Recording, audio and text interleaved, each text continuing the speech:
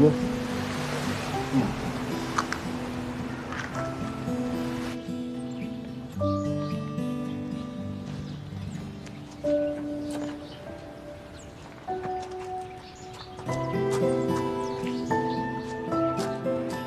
怎么不睡了呀？睡饱啦，我就想出来散散步。那我陪着你吧。耽误了这么多天，想想还挺不好意思的。为什么呀？人家都在上班，就咱们在外面玩。那多好呀，也让他们感受一下没有我的费力，这样我回去之后，他们才会更加的珍惜我。幸好我把证件都随身背着，不然像你这种性格，肯定偷偷的玩几天。我一定会玩几天。这个给你，你拿着用吧，还我干嘛？我电话虽然坏了，不过我修了一下，照相功能好用，其他功能都不好用，巧吗？哎，你手机来短信了？没事儿，不看了，没什么急事。你不怕我看你手机？我为什么要怕呀？别这么看我。说真的，就算不是你，杨洋、史卫东、季玄力，甚至是何威，我都不怕。可是现在的人不最怕别人看他们隐私吗？事无不能对人言。再说了，这个世界上最藏不住的就是秘密，倒不如干干净净，放轻松一点。反正骗来骗去，你在干嘛？我留下证据，万一你说话不算数，我就拿着这个照片啪啪啪啪打你脸。 pose 你摆好来，我摆个好 pose，你再拍一个。可以，可以吗？留下证据。前面看看。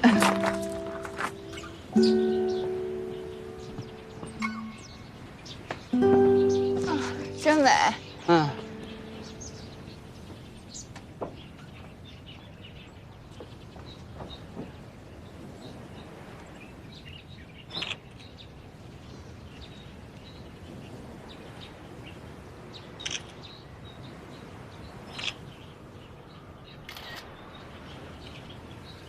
我这技术太厉害了，随便一拍就是大片。挺好看的，可惜没有自拍杆。有我这还要什么自拍杆啊？你看啊，这么好的景色，两个大病初愈的病号在这里合一张影，你不觉得很有意义吗？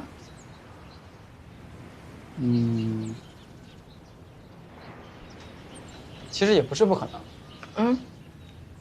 这样，我们俩互相对着拍，拍完之后呢，两个照片加在一起，就是一个完整的世界了。那试试。好，1、2、3，来看一下，你看，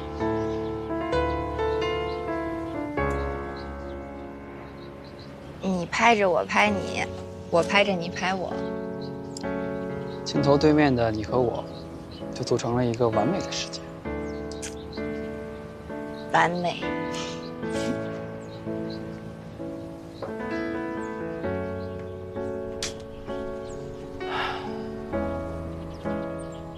舒晨，我想问你件事情。说，知无不言，言无不尽。上次环球创刊号发布会的时候，我看到月英姐了，她说你帮她找了新的工作，我就有点想不通。你看，你都愿意给月英姐第二次机会，那你为什么不愿意给我哥第二次机会？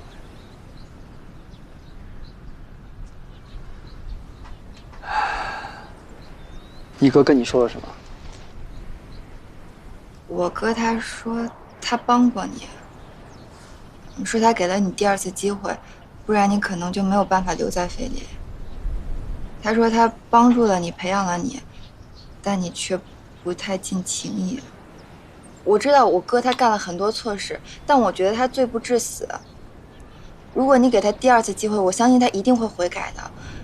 你为什么就把他举报了呀？而且你看，你对月英姐都那么有情有义的，你为什么这么对我哥的？你还记得你在资料室看的资料？有一年菲林的亏损特别严重，几乎就快撑不下去了。我记得，好像是4年前。那一年，正是你哥离开菲林，远走澳大利亚的时候。你知道，你哥害得菲林亏损有多惨吗？上至于总，下到前台丽丽，我们一起苦苦撑了2年才慢慢缓过来。香港总部几乎就要放弃我们了。你哥口口声声地说他是为了公司行贿，他屈从于市场的潜规则的行为是错的，但是他本人是无辜的。子越，你也知道你哥的能力，凭他的本事自己拿下项目，难道不可能吗？他为了公司行贿，却害得公司亏损连连，这究竟是为了公司好，还是为了满足他个人的私欲呢？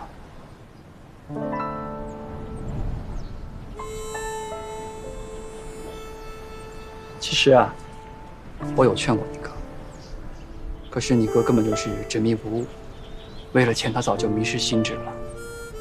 如果那个时候我要不及时制止他的话，后果可能不堪设想，也许就没有现在的菲林了。我之所以能给月英机会，是因为他真心悔过了。他曾经那么威风过，现在却能沉下心来去超市搬东西，并且咬着牙告诉自己的儿子，要为自己犯的错误赎罪。告诉他儿子，以后一定不要像他这样。可是你哥你也看到了，他一旦得到机会回来，就疯狂的报复我们。他根本就是把所有的错误归结到别人的身上。你告诉我，这种人，我怎么可能给他机会呢？在这个社会上，给人机会是需要本钱的。如果我对他心软的话，谁对我心软？谁来放菲林一马呢？我不奢求你能理解我，但是我们换位思考一下，现在你也是菲林的员工了，如果是你的话，你会原谅他吗？夫人，对不起，我不是。可是他是我哥。我理解你，亲人没得选，但是朋友和爱人是可以选的。作为子越，我希望你不要因为你哥就把我判出去。你给我一个机会，给我个机会，让我能给你幸福。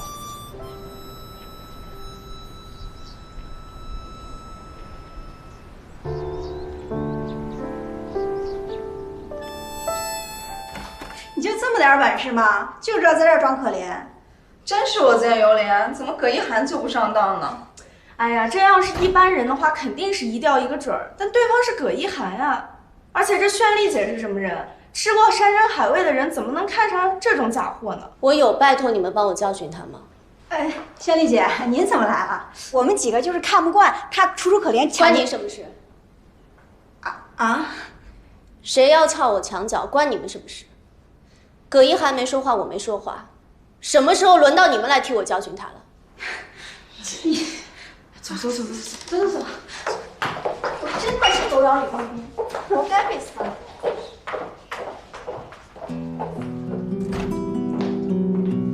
你做这个样子给谁看啊？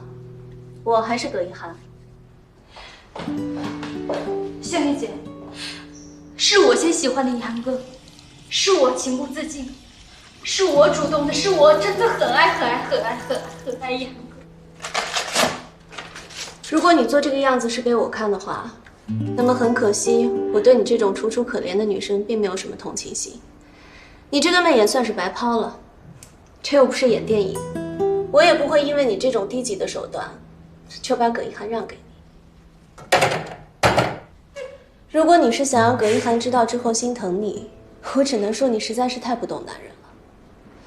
虽然男人都喜欢做救世主，但也是有条件讲手段的。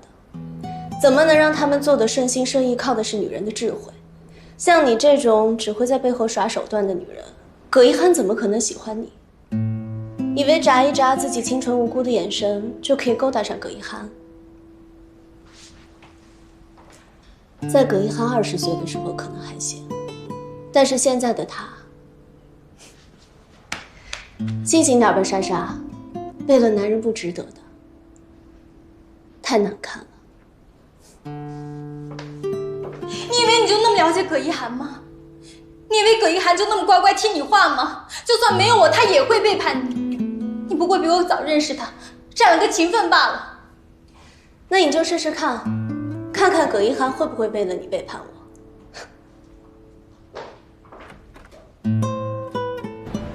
终于把你给接着了。好久没来北京了，北京变化不大。上次没吃着的好吃的，这次一定继续带你吃个够。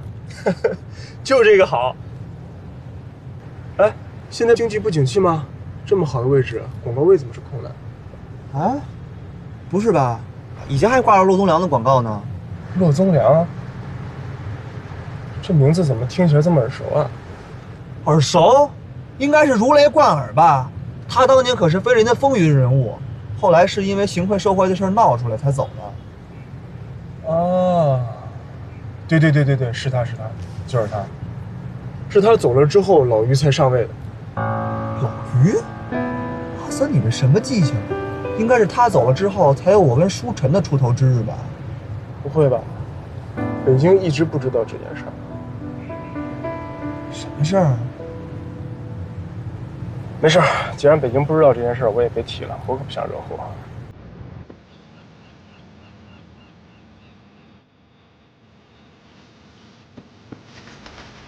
哇！啊，这么热闹！来，大家看啊，罗密欧朱丽叶来了！我来帮忙，我来帮忙，我来。来帮忙。哎，我拿肉。我看这个面包怎么样？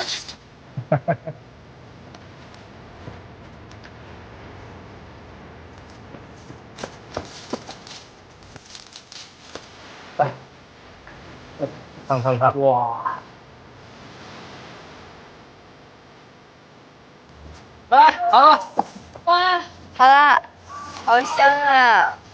等我好了，来坐一下，坐。哦，我们干一杯吧。好，来，谢谢你们，干杯！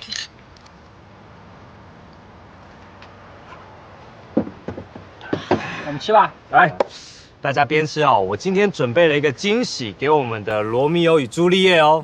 嘿嘿，来，当当，哈哈，来，大家边吃边吃。好，我唱歌你们吃啊！来。难以忘记初次见你，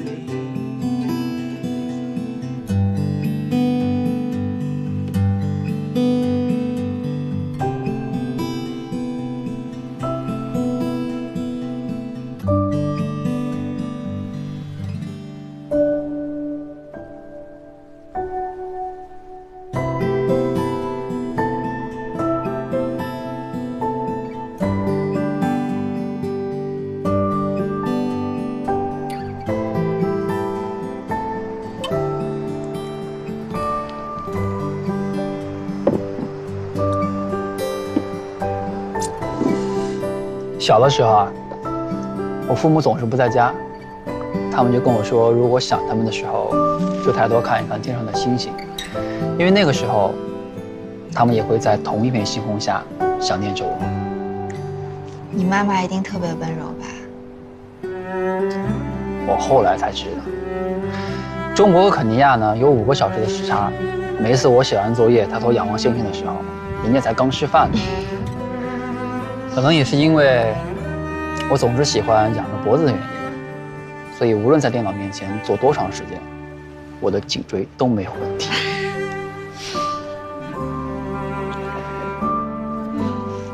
这次旅行这么多灾多难，以后还会想去吗？当然会啊，旅行这么美好，怎么舍得因为几次意外就放弃呢？那你有什么最想去的地方？那可多了。我原来看三毛的撒哈拉沙漠的时候就特别想去，还有那个三岛由纪夫的金阁寺我也想去看看。我连看哈利波特都想去霍格沃茨。你总会有一个特别好奇、特别想去的地方。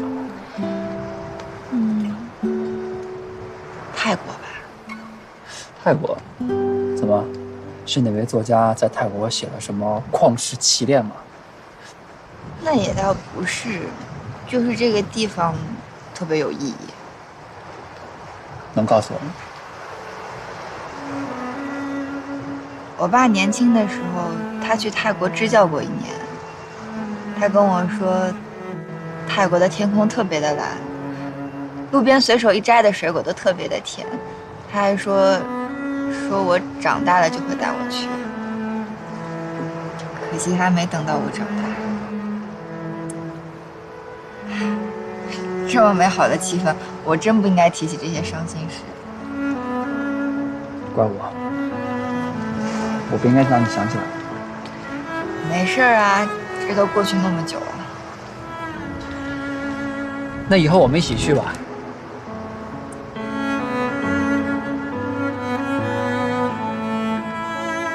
啊，我是说，你我炫丽洋洋还有史聪，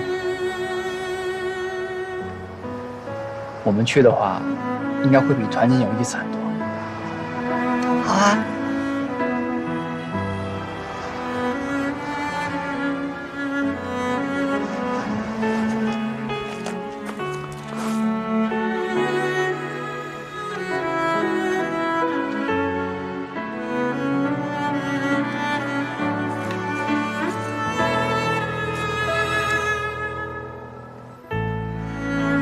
这边天空很美啊。是呀，这里真是太美了，景也美，人也热情，我都舍不得走了。我可不这么认为。为什么？因为有人在北京给我送了一片星星，我得回去守护那一片星星。那就是我拿多余的材料一时兴起做的。虽然是别人用剩的材料，但是我已经很知足了。那我以后一定给你做最漂亮的星星，专属的，不用别人剩下的材料。一言为定。一言为定。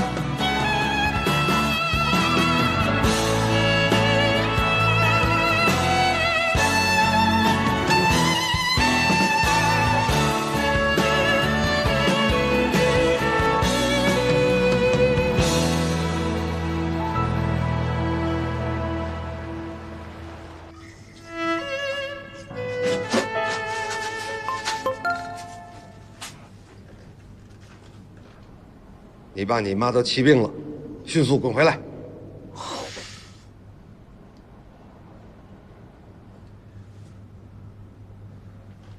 喂，李洋洋，你是不是把范天天的事告诉我妈了？是我说的，怎么样？龚小亮，我跟你说，你在这个位置上，该你受的你就要受，这就是你的本分。去道歉去，谁不是这样走过来的？凭什么你特殊？跟谁说话呢？李洋洋，喂，给我挂了，我还没兴师问罪呢。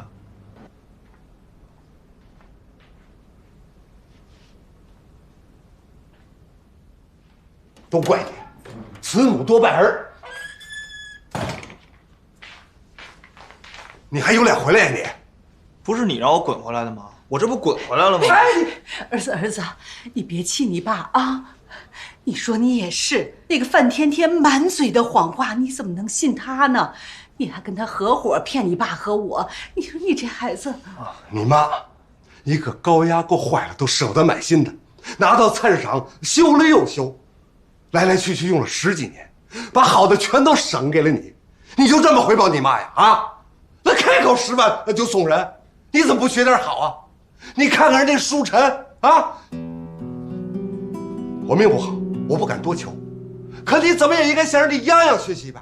你看看人家泱泱啊，又乖巧又听话，从来不惹事儿，你怎么不学点好啊？来了一个满嘴谎话的范天天，你倒学了个10正10，你这个没用的东西，我怎么养了你这么一个儿子啊？还不是你们1个2个的，一天天管我管那么严实，恨不得把我绑在身边，什么都不让我干。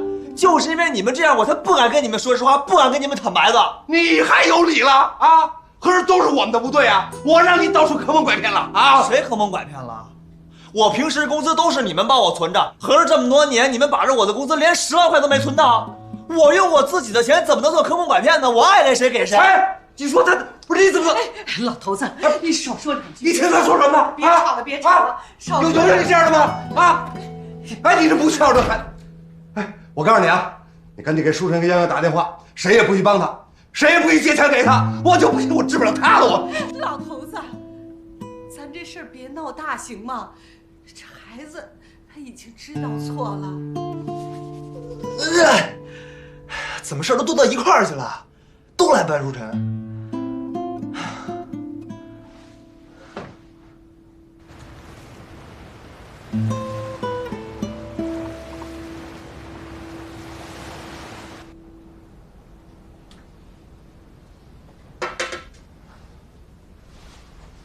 林子瑜，这么多天不用电话，真的没关系吗？嗯。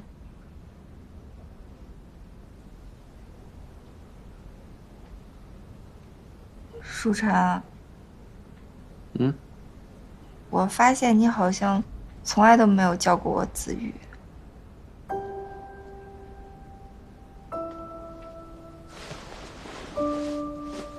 你该不会是害羞了吧？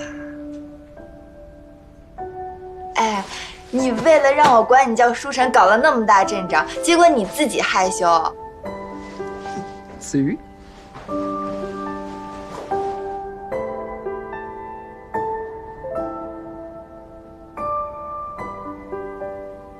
人的名字是有魔力的。爸爸哥哥喊我子瑜的时候，我会开心。会有一股力量从心脏扩散到全身。当樊书晨喊我子瑜的时候，我发现我浑身的力量都被他这句话抽走，我的脑海、我的身体什么都不剩，只剩下2个字：书晨。樊书晨，我是不是已经喜欢上你了？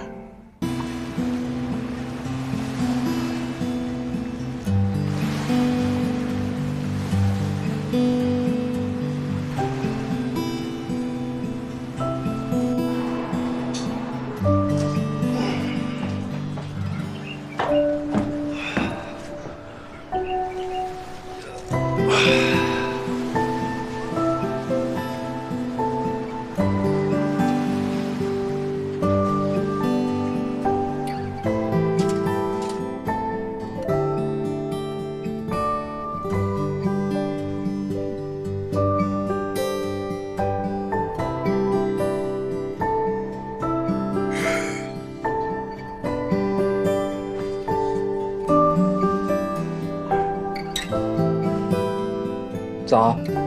早安。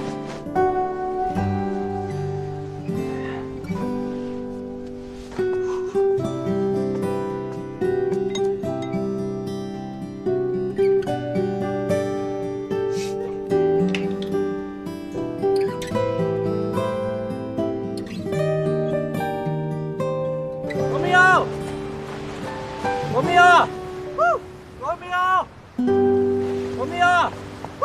罗密欧，啊，那个刚旅行社打电话来啊，说你们现在下山的话还赶得到车，你们要快一点啊。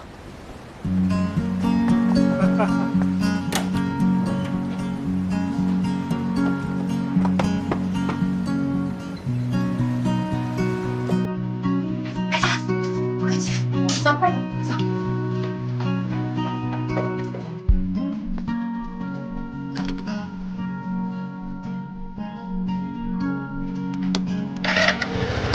来了，走了。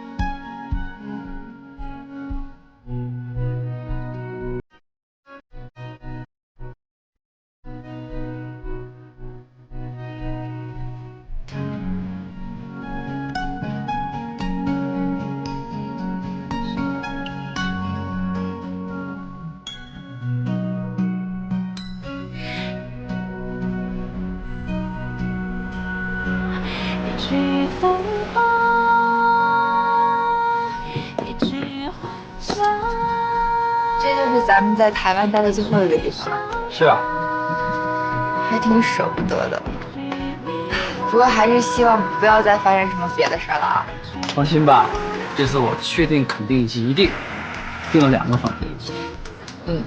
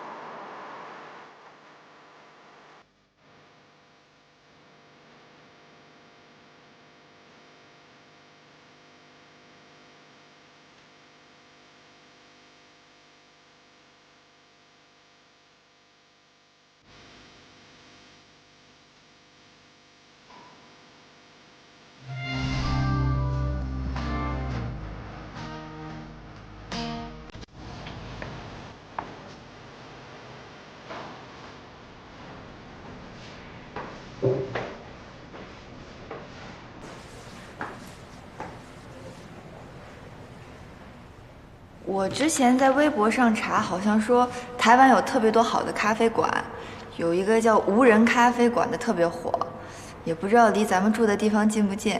没事儿，我肯定还是跟着大家一起行动。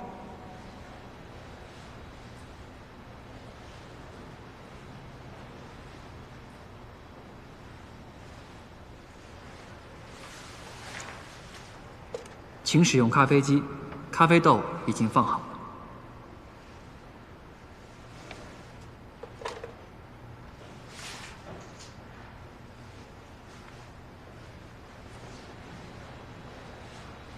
挑选一个你喜欢的杯子，我觉得你应该喜欢左起第3个。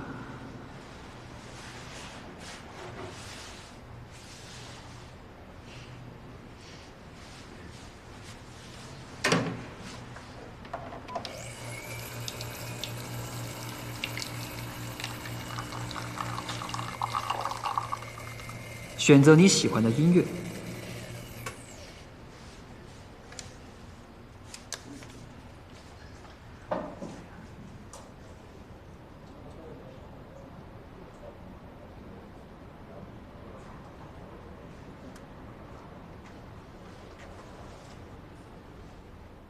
这是我最喜欢的，你呢？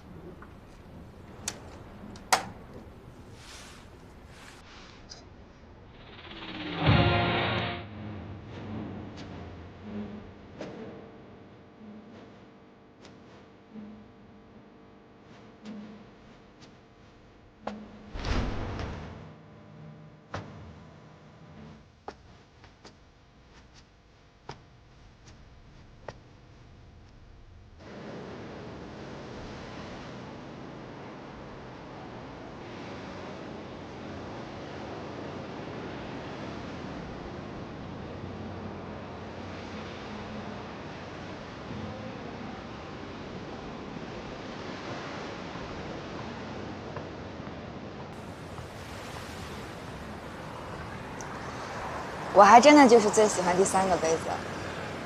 这杯是我给你选的，你喜欢吗？喜欢。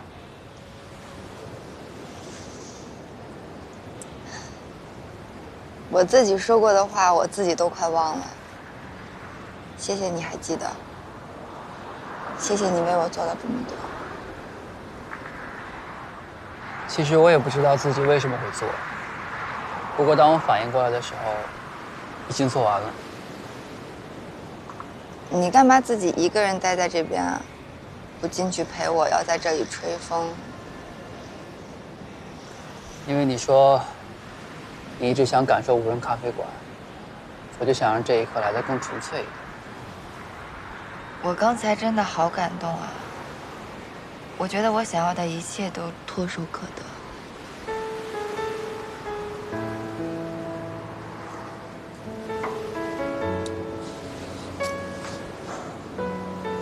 林子月，以后无论做什么，我都会陪着你。无论是失落、寂寞，还是迷茫、难过的，我都会一直陪着你。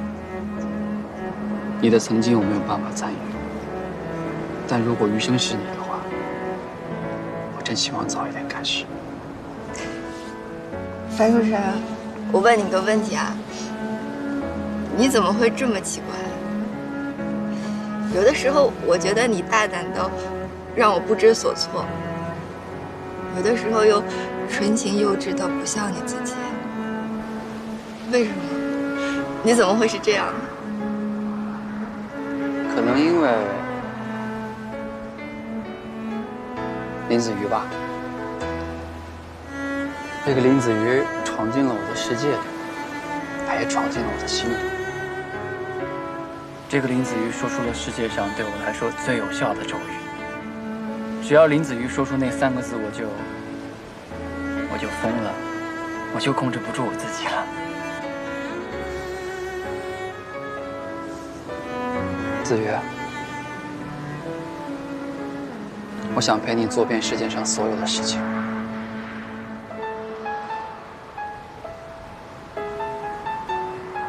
我爱你。樊书晨，你永远不要消失。你答应我，只要我叫你的名字，你就会出现。我不需要你为我做任何事情，我不需要你保护我，我可以的，我可以自己做任何事情。但有一件事情需要你来做，待在我身边，待在我身边就好，永远都不能离开我。不要像我爸一样，消失在我眼前。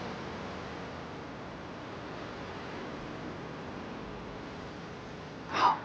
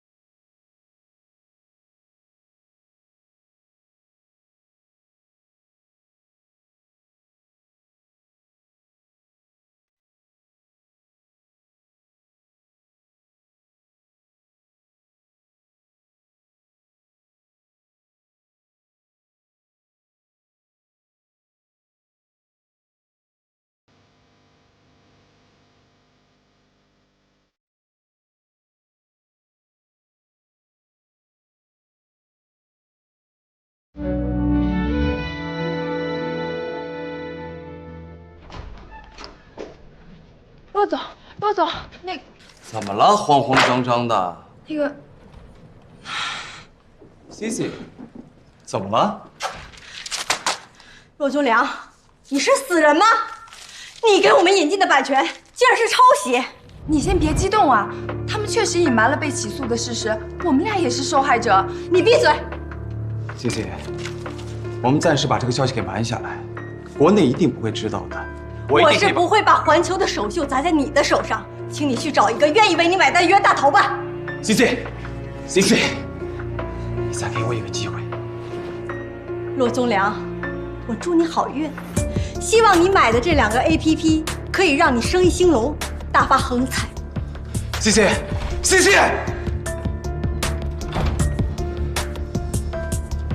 骆总，现在怎么办呀？你可是挪用博曼的钱。闭嘴！有多少人知道这个事情？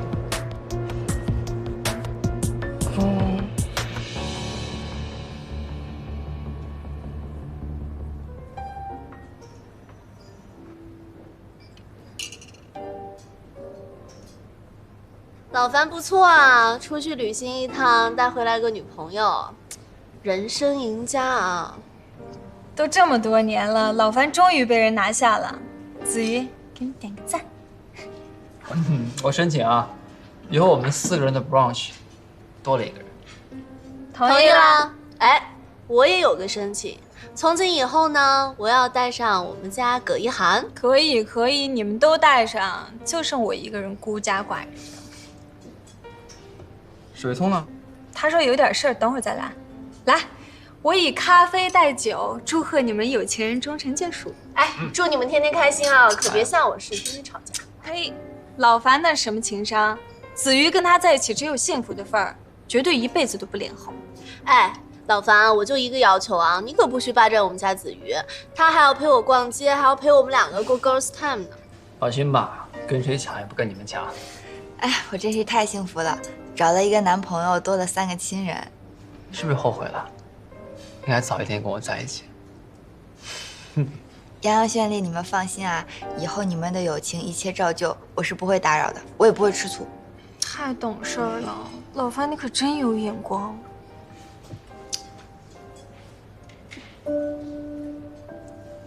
我们俩能在一起不容易，但这就是命，谁也逃不掉。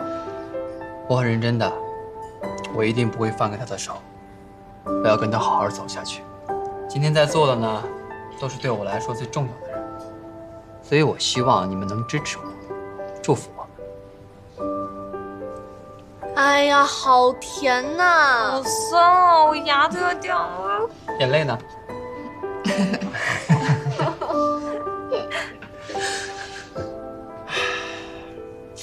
我史维松怎么还不来？来了还要再说一遍，麻烦死。你们2个厮混了那么久，早就心有灵犀，无需多言。也是。其实啊，他这几天正在跟我生气呢。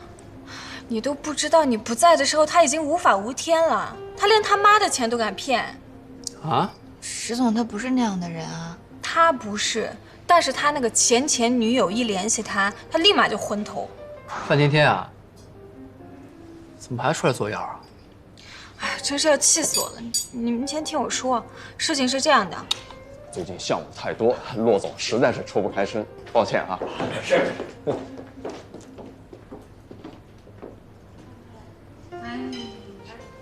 不好意思啊，我看见了几个熟人，我过去打个招呼。行，那好，你先忙啊，好，你们先请啊。好，行，一会儿见啊。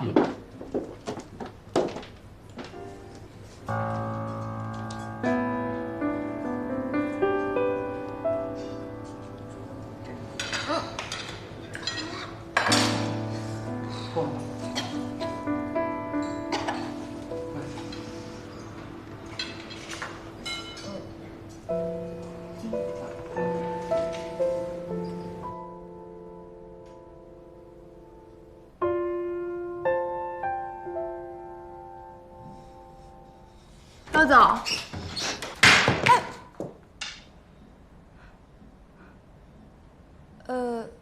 副总，请你过去一趟。艾达，你这么害怕干什么？我没有啊。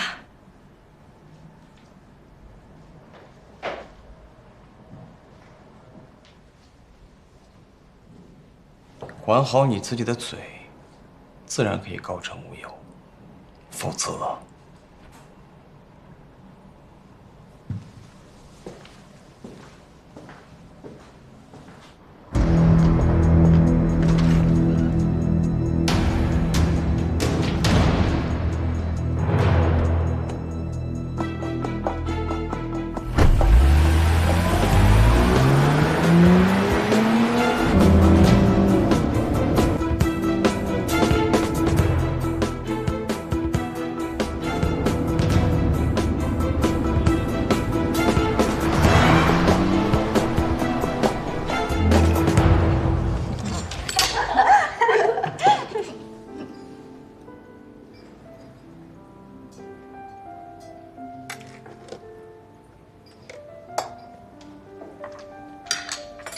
都吃上了，我有点事儿来晚了。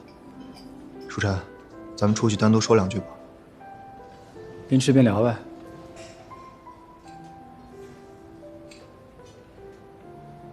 不了，你们气氛这么好，我就不破坏了。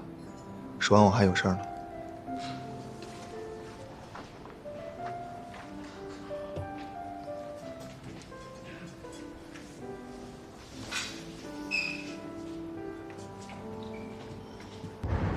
惹祸，当不当我是哥们儿？你这话说一半，这不吊我胃口吗？哎，这也就是跟你啊，我说了，你心里有个数就行，但是千万不要说出去。老于这个人你惹不起，但凡跟他斗的，最后没有一个有好下场。接着说。当时骆宗良跟老于竞争上位的时候，骆宗良为人张扬，专业又过硬，老于呢是从公司的管理层上来的，所以当时的场面对老于来说非常的不利。你想想看，他能这么眼睁睁的看着吗？你是说，是老于陷害骆宗良？难不成这些年我们拼的你死我活的，都是因为老于？骆宗良自己确实是干了一些事儿，明面上大家都以为他是因为行贿受贿走的，总部不想因为丑闻影响股价，所以就隐瞒了下来。但这件事的事实呢，是当时骆宗良利用自己跟合作方这边的第一手资料，插手合作方的业务问题。他私下跟对方说，以低价买进案子当中需要的所有东西，再以高价卖给合作方，赚的钱跟对方分。他胆子可真够大的。这个老于厉害就厉害在他什么都没做，也没把柄，而是把业内几个手脚不干净的老油条通通招进公司，能安放在骆宗良身边的放不下的，就让他们整天招摇撞势的跟骆宗良对劲。最后，终于骆宗良还是迈出了这一步。你说老于他狠不狠？他可真够阴险的。这也怪骆宗良自己沉不住气，到最后更绝的是，跟骆宗良对接的人也跑了，消失在茫茫人海中，找都找不着。所有的事情都是骆宗良一个人来扛。老于彻底胜利了，顺利的坐上了总经理的位置。当年骆宗良的下场你也是知道的，你说他能不恨死老于，不恨死菲林吗？舒晨就更惨了，他作为骆宗良身边的第一人，被老于选中作为帮助他揭露骆宗良一切劣行的人。啊？你以为舒晨怎么就那么巧，能碰见所有的事，掌握所有的证据？骆宗良是贪，但是他不傻。老于不想自己沾手，是他故意将证据一步步放给舒晨。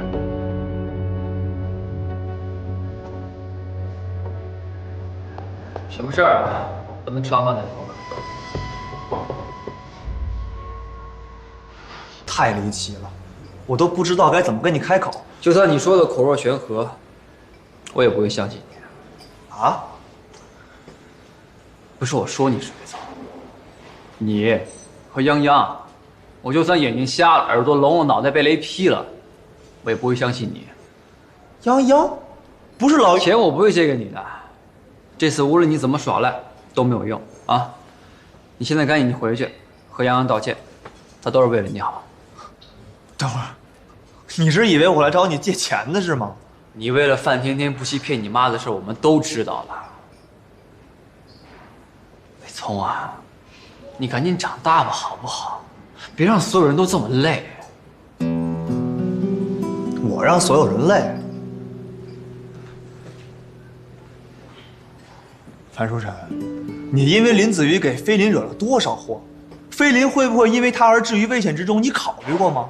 你有资格说我吗？菲林至今没有因为我的判断损失过1分钱。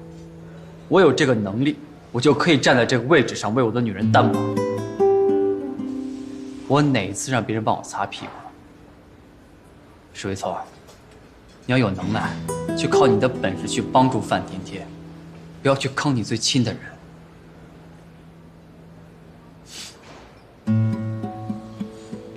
谭月英，难道他不是你重用的人？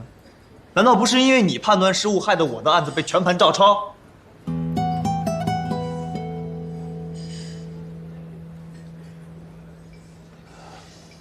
史维聪，咱们俩现在都不冷静，改天谈这个问题。他也真是够可怜的，就连出事儿的时候，你都只心心念念你的林子瑜。他真应该来找我试试，好歹同事一场，管我是去骗谁的钱也好，也总能帮帮他。怎么都比你高高在上来的强。史维聪，怎么了？被我说中了？你心里也有愧是不是？你只会顶着大道理生活，怎么可能会理解我愿意借钱给范甜甜的情分？连你也这么想我，对吗？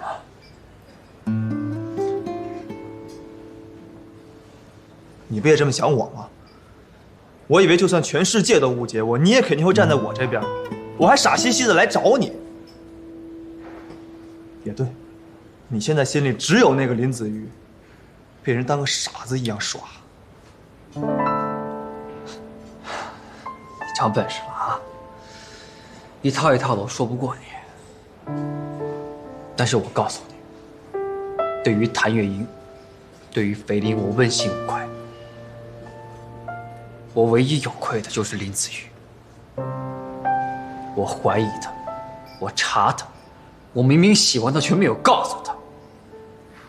我再也不会让他一个人去面对这一切了。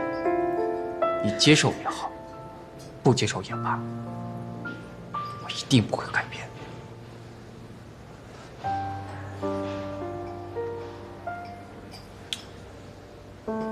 当然，你是我兄弟这个事实也不会变。听你这口气，好像还挺遗憾似的。这种兄弟，是不是不做也罢？史维聪，你为了范甜甜跟我提战火！我们7年同学，7年费力打拼，你忘了去救我那天我们答应过老于要相对？你少在我面前提老于！樊书晨，你要是觉得我让你特别累，那从今天起我的事儿你不用管，你的事儿我也不管，我们一刀两断。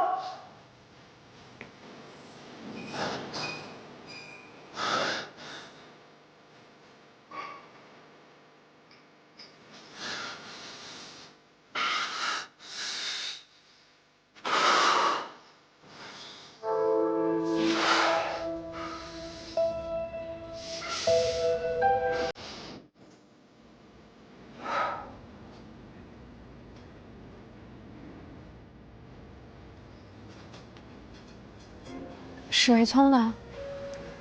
史维聪长本事了，好的不学，净学一些女人的手段来对付我，拿情分来压我。说话就说话，不带歧视的。这女人的手段怎么了？雪莉，这时候别挑啊！啊，好好好，说说看，史维聪他又做什么了？我来帮你们评判评判。还能有什么？他为了范甜甜，拿绝交来威胁我。我们两个谁也没好话，互相攻击一番，范甜走人了。你说他怎么竟拿重话来气我呢？我这也是，我跟他计较什么？记不记得高中的时候，还是他告诉我，不要顶着优等生，凡事都要争第一的心态，苦大仇深的活着。也是他告诉我，别被这条条框框的大道理弄得跟个小老头一样。这一路走着闯着到今天，怎么突然就这么嫌弃我？这件事情就是史维聪不对，说什么怎么能说绝交呢？等着，我帮你教训教训他。不行，你别在这个时候说他。你在这个时候说他，他肯定以为我们联合起来对付他。我就算现在不说他，他肯定也以为全世界都不理解他，没有人站在他那边。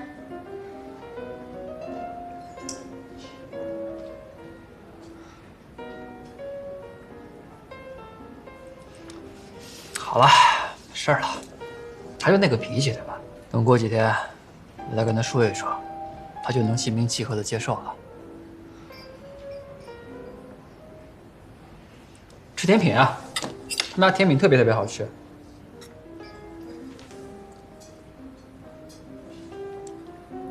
其实通过这件事儿啊，我也深刻的意识到，想让史维聪成长，非老于的手段不可。这菲林的老大，表面上老于对我如春风一般温暖，出什么事儿都帮我顶，他手把手的教我。对史维聪呢，总是雷霆震怒。开始我真的以为他真的是特别偏向我，毕竟像我这么优秀的男人，让人很难拒绝嘛。说重点。通过上次良品铺子的案子，我发现，即使老于平日对史维聪再凶，再严厉，但真到了关键的时候，他还是会选择相信史维聪。你们知道这叫什么吗？因材施教啊！用人话说，就是要对史维聪冷漠残酷，尽情摧残他，来帮助他成长。我擅长啊，我可以每天都帮助他成长。哎，好像不是这意思，雪莉。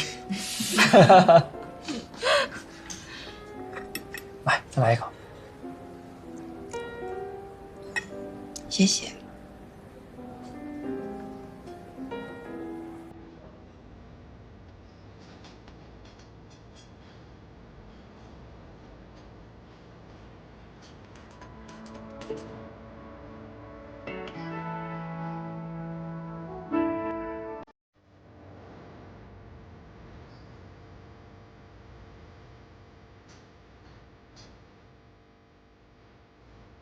这哪个土包子在我们酒店求婚啊？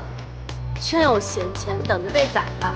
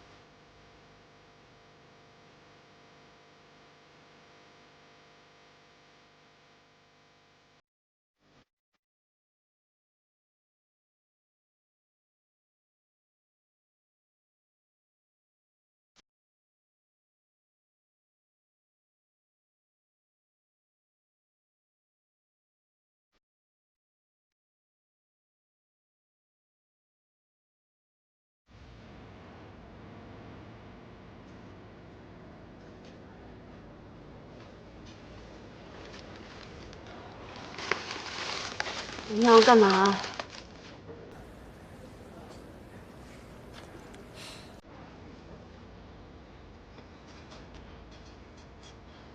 徐丽，以前我们每次吵架，我都会送个戒指给你，当做和解礼物。我们破镜重圆后，我承诺你，以前我送你多少戒指，我现在就买多少弥补你，把我们所有的回忆还有浪费的时间都追回来。但是现在，我送戒指不是因为吵架，是因为我想和你共度余生。绚丽，我们经历了这么多考验，我真的不想等了。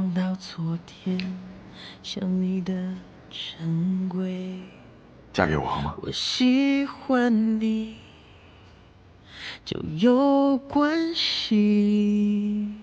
我在乎你，就都给你，没关系。我的一切都和你有关系，有关系。和你的一切填满记忆，没关系。我只想把你捧在手心里，有关系。我愿意把世界都给你。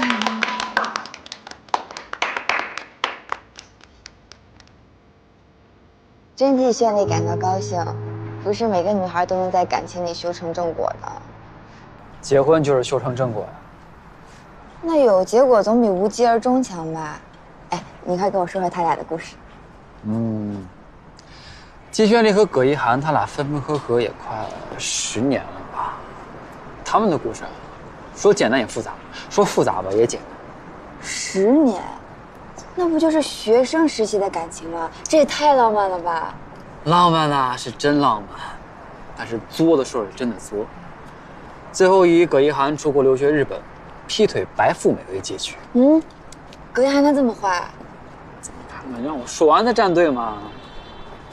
行吧，行吧，那你说吧，我倒看看都这样了，这个坏蛋还能怎么替自己辩解？这不是固有印象吗？啊，先出轨，那就是坏人呢。你要给人一个洗心革面的机会嘛。固有印象怎么了？陈诗美的故事足足流传了400多年，400多年，这说明什么？这说明从很早的时候，老祖宗就告诉我们女人一定要小心重蹈覆辙。好，你呀，说什么都对。你可千万不要当陈诗美啊，不然我可绝对不饶你。放心吧，啊，好吧。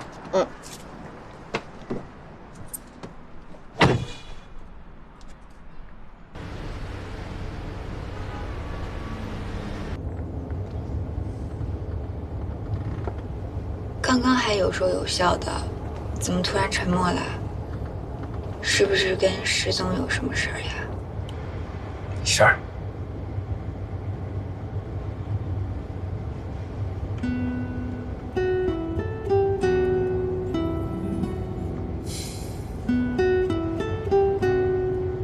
我就是突然想到刚刚说的固有印象，就忍不住琢磨了一下，我是不是真有误会石总的可能？